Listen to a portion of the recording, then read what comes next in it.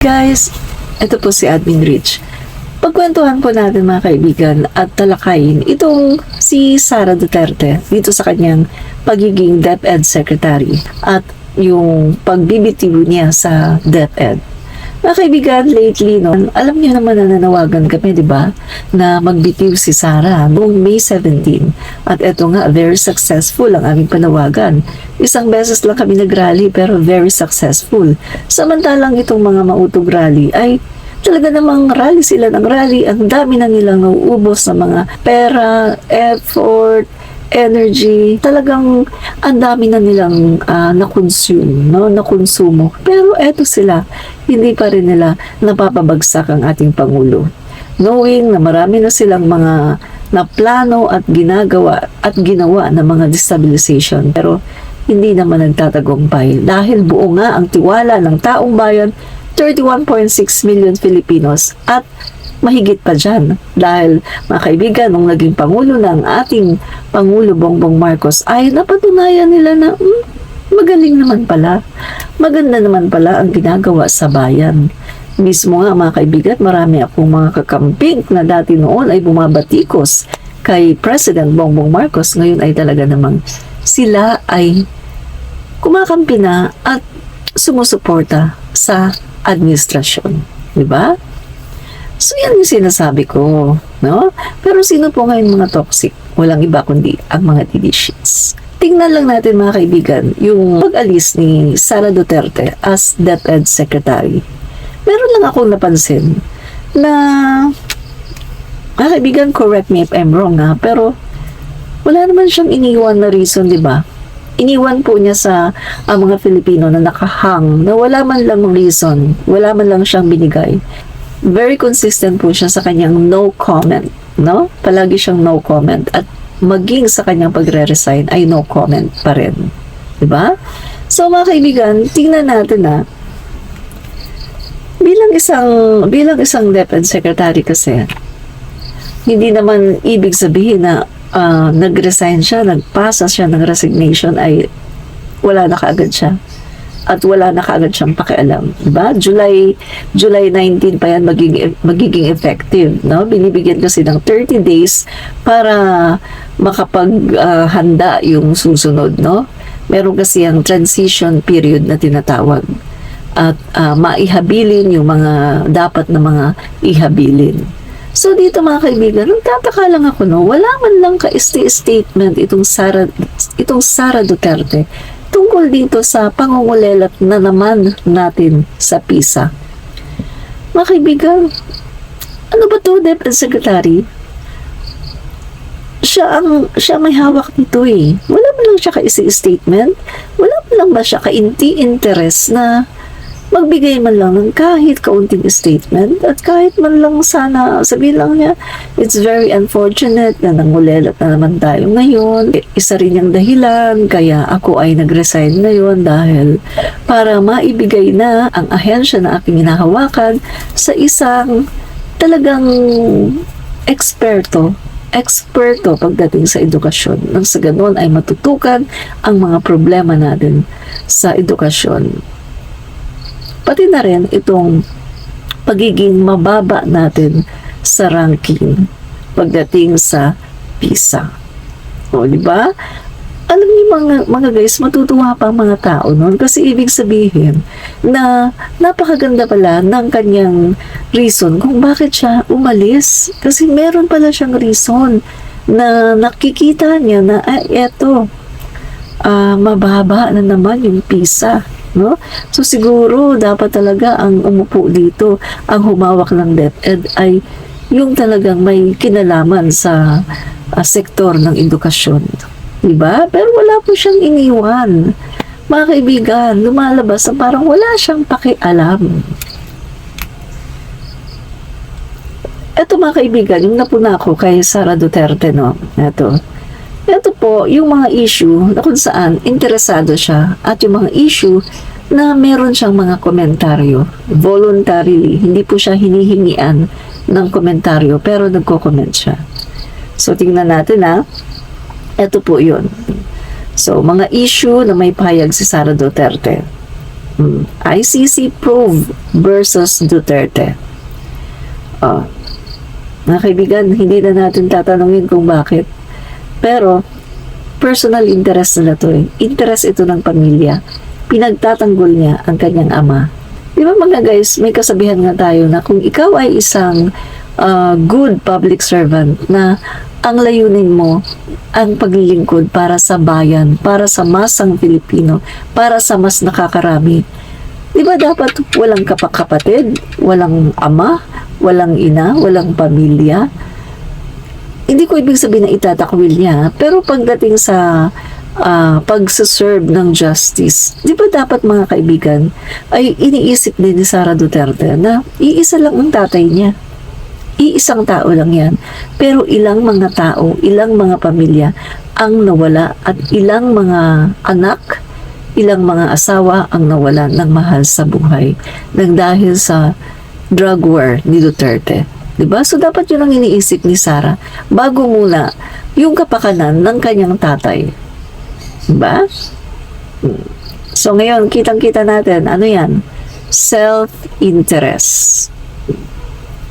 Pangalawa, mga kaibigan, ang issue na kanyang kinomentuhan ay ang contempt order versus Loren Badoy and Eric Celis. Personal issue na naman.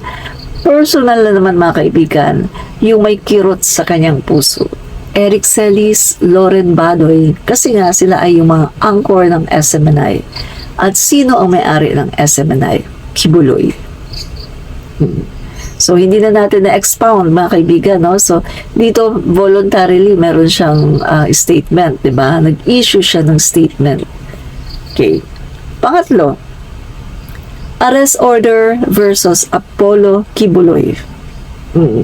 Arrest order kay Kibuloy. Meron siyang statement. Best friend eh. Family friend. Family best friend. Diba? So mga kaibigan, hindi lang yan. Si Kibuloy po ay tumulong kay Sara Duterte noong siya ay nangangampanya. 2021. Hindi nga natin alam, baka may tinulong din si Kibuloy nung panahon na siya ay nangangampanya as mayor of Davao. Diba? O, puro, diba mga kaibigan, puro mga personal interest. Okay. Ano pa? Meron din siyang statement tungkol sa Russian and Ukraine war. Kung titingnan natin mga kaibigan, no, ang layo sa atin ng Russia, ang layo sa atin ng Ukraine. Pero okay lang naman na magkaroon siya ng statement tungkol doon. Pero kung titingnan natin, kahit nga hindi na siya magbigay ng official statement no? Kasi malayo naman yan sa atin. Diba? Although affected din tayo sa ibang paraan, no? Sa sa ating mga inaangkat, etc. Diba? And then ano pa? SMNI franchise revocation. Meron din siyang statement, mga kaibigan, no? So, ano yun? Kaibigan ulit. Malapit sa kaniyang puso. Meron siyang statement. Ano pa? Palestinian genocide. Yan. Palestinian genocide. Diba? Yung nagkaroon ng gera yung Palestine at Israel. Meron siya yan. Ano pa? Holidays. Sa mga holidays, meron din siyang statement. Ano pa? Board exam results. Okay, so, ano naman yung mga issue na wala siyang statement? Chinese aggression, low rating, ranking of PH education students. So mga kaibigan, halos lahat po ng mga kinokomentuhan ni Sara Duterte ay mga issue na pang-personal, pang-pamilya. Pero ang issue ng Chinese aggression sa ating karagatan dyan sa West Philippine Sea na meron na pong mga na-injured na mga Navy at yung barko natin ay sinisira, yung flag natin talaga namang binobomba ng tubig na gustong sirain. Pero eto si Sara, wala pong statement. low rating ranking naman, sa PISA to, wala din po siyang statement. So mga kaibigan, lumalabas na yung ating Secretary of Department of Education. Lumalabas po na yung ating Vice Presidente at DepEd Secretary ay meron lang pong statement sa mga issue na may kinalaman sa kanyang pamilya, yung malalapit sa kanilang puso. Pero pagdating po sa issue na national interest ng mga kabataan, mga learners, wala po siyang pakialam, wala po siyang statement. Diba? So, yan po mga kaibigan, simula nang naupo bilang Vice Presidente si Sara Duterte, yan po ang kanyang mga pahayag na inilabas. No? Kung makikita natin, puro na lang SMNI, Kibuloy, confidential funds, etc. Pero minsan ay wala siyang statement tungkol sa edukasyon, sa pagpwesto natin ng pinakamababa sa ranking sa ating PISA, sa naganap na PISA. Wala po siyang statement. No? So, mga kaibigan, ito yun, yung pahayag niya. Tingnan natin, pahayag ni Sara to tungkol sa pag-aresto kay Apollo Kibuloy. Sabi niya, June 11, 2024, kaisa ako sa mga nananawagan ng maayos, katanggap-tanggap at makataong pagpapairal ng batas at pagtataguyod ng hustisya ng ating bansa. Kasunod ito ng magulong pagpapatupad ng arrest warrant, etc. etc. Kayo na lang magbasa niyan. So yan po, may statement po siya patungkol po sa pag-aresto kay Pastor Apollo Kibuloy. At eto naman po yung pahayag niya sa issue ni Pastor Apollo Kibuloy at ng SMNI, no? March 11, 2024. Ang sabi niya, ako po ay nakikiisa sa panawagan ng pagpapairal ng batas at katarungan sa hinaharap sa issue ni Pastor Apollo Kibuloy at ng Sunshine Media Network. Yan. Mga kaibigan, mahaba po ito, no? Pero dito po mga kaibigan, ang sabi po niya, bukod sa hearing na walang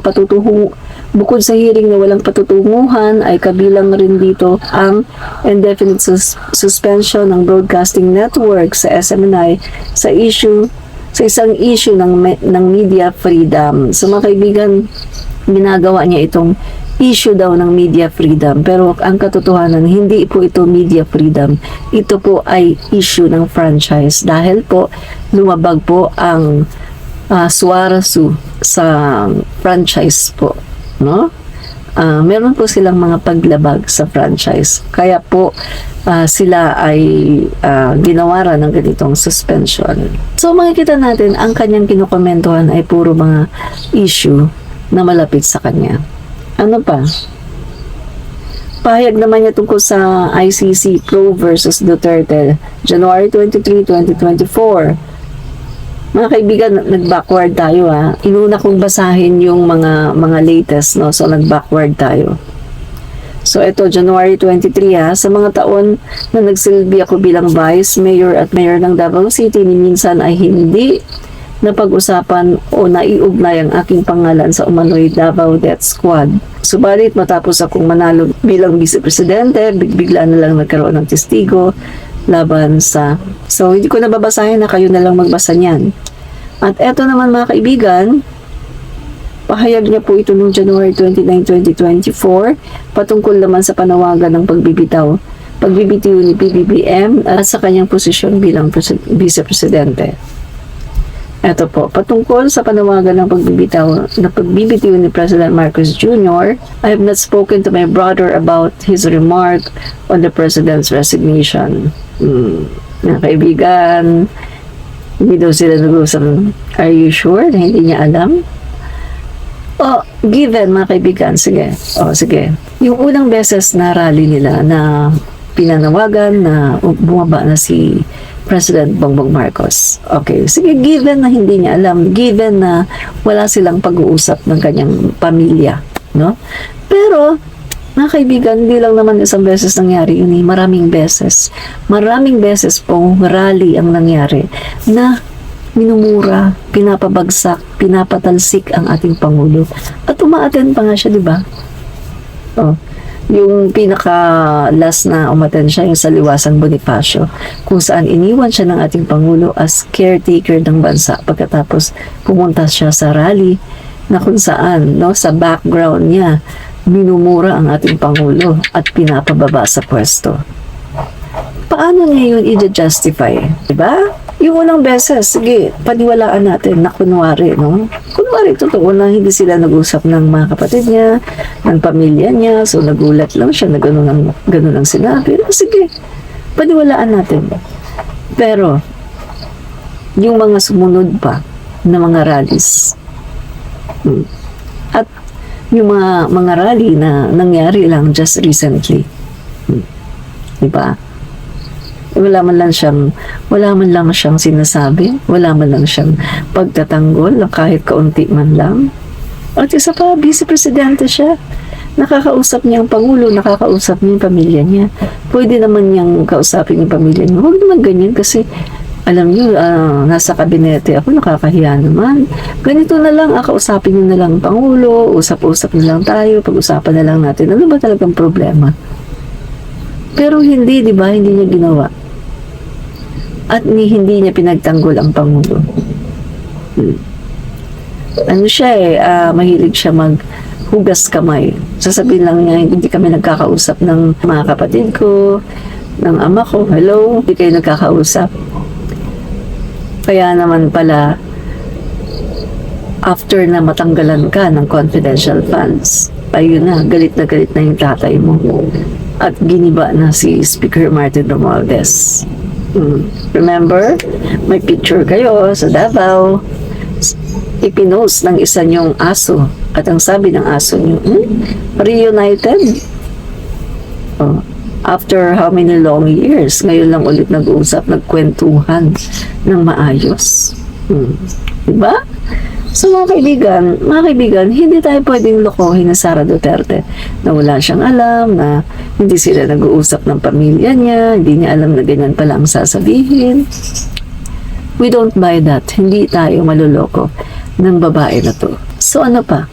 Ito, pahayag patungkol sa Oplan Tukhang, Davao Death Squad at EJK sa Davao. Yan. So may pahayag din siya dyan, no? February 1, 2024. Mga kababayan, Assalamualaikum. Ayon sa isang nagpapakilalang testigo, may kinalaman umano ako sa Oplan Tukhang sa Davao, etc. etc. Kayo na lang magbasa niyan, no? So makikita po niya yan, no? February 1 po yan, 2024. Kanya pong ipinost sa kanyang Facebook page, no? And then ano pa? Pahayag tungkol sa paratang ng testigo sa isyung pagkuha ng bag na may lamang mga baril. Di ba?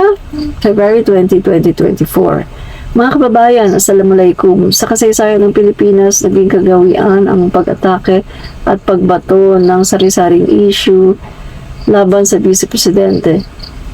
Guys, bakit ganyan siya magbigay ng statement? Sino kaya ang writer nito? Ang speechwriter ngayon?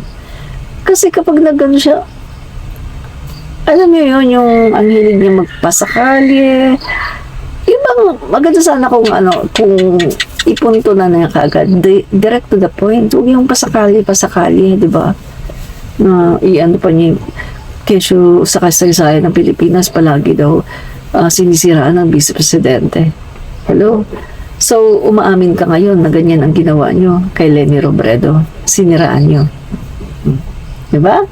So, lumalabas ngayon na hindi pala si Leni Robredo ang naninira kay Duterte, kundi ito palang si Duterte ang naninira kay Leni Robredo. Ganyan yung iyong pinapalabas ngayon. Diba? So, ano yan mga kaibigan? Personal issue na naman. Issue na naman na malapit sa kanyang puso. Diba? Ano pa? Meron din siyang pahayag tungkol daw sa black propaganda laban sa kanya. March 7, 2024, mga kababayan, ang black propaganda ay maruming bahagi ng guys, kayo na magbasa, ha? Nakakatamad basahin itong mga ganitong statement na puro lang self-edification, puro lang pagtatanggol sa sarili niya, samantalang hindi man lang niya pinagtanggol ang mga Pilipino, ang mga Navy, ang mga Coast Guard dyan sa West Philippine Sea. Pero pagpatungkol sa kanya, pagpatungkol sa pamilya niya, pagpatungkol kina Kibuloy, pagpatungkol sa SMNI, sa mga workers ng SMNI, andyan siya, ready siya para ipagtanggol ang kanilang mga sarili. Selfish, personal ambition, selfishness. Para ano ka pa at naging vice presidente ka at DepEd secretary? Para ano pa ang posisyon mo? Pansarili lang naman pala ang hangad mo at ang iniingatan mo, di ba? Sa mga kaibigan, meron din siyang statement noong December 2023. Pahayag naman ito tungkol kina Lorraine Badoy at Jeffrey Celis. Kayo na lang magbasa niya na. At ito mga kaibigan, meron din siyang statement tungkol sa confidential funds. So, yun mga kaibigan. So, makikita natin halos lahat ng mga statement, mga issue na binigyan ni Sara Duterte ng panahon ay patungkol sa self-interest, sa interest ng kanyang pamilya. Pero pagdating sa interest ng mga learners at sa interest ng sambayan ng Pilipino at ng Pilipinas, wala po siyang masabi. Mga kaibigan, dyan pa lang, bagsak po siya. Bagsak po siya para maging isang presidential candidate. Guys, no, sana magkaroon na tayo ng batas, no. Gumawa sana ng batas ang House of the Representative, no. Diyan naman palagi nauuna ng batas mga kaibigan na kung saan isa pong qualification sa isang kakandidato, no, ay yung may pagmamahal sa bansa at yung kinikilala na ang West Philippine Sea po ay parte ng Pilipinas. Sana magkaroon ng batas na ganyan, no, mga kaibigan. At ipagbawal na po ang mga pro-China, ang mga mouthpiece ng China, ang mga traidor, ang mga makapili. Ipagbawal na po. Kailangan ang tatakbo lang ay makabansa, makapilipino. At ipagbawal na rin ang mga killer, ipagbawal na ang mga self-confessed na magnanakaw, self-confessed na fentanyl addict, at saka self-confessed na Mary Jane user sa Malacanang, self-confessed na manyakis. Ipagbawal na ang mga nangahalik ng babae in public, na napakaraming babae yan, hindi lang yung isa.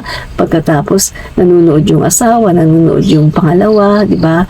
Tapos ipagbawal na rin yung mga tatakbo na as president, yung mga palamura. Dapat maganda lang ang speech, no? Ipagbawal ang mga palamura at ipagbawal na rin mga kaibigan yung mga bastos, no? So, dapat po itaas po natin ang ating qualification para po sa isang tatakbo bilang Pangulo ng Pilipinas. Bawal na po ang bastos, bawal na po yung mga ganyan. Pagdating po sa educational attainment, siguro medyo taasan din natin. Yan po ang masasabi ko. So, kung kayo mga kaibigan ay nag-iisip-isip kung sino ang iboboto nyo sa 2028, mga kaibigan, big no kay Sara Duterte. Dahil ang mga concern lang po ng babaeng ito ay ang issue ng kanyang pamilya at yung kanyang sariling issue. Kumbaga, self-interest, interest lang ng pamilya, interest lang kung paano makakasurvive ang kanilang angkan. Sa kabuuan, wala po siyang tunay na pagmamahal sa bayan. Yun lang. Admin Rich. Fight fake news, expose the truth. Komentaryo po.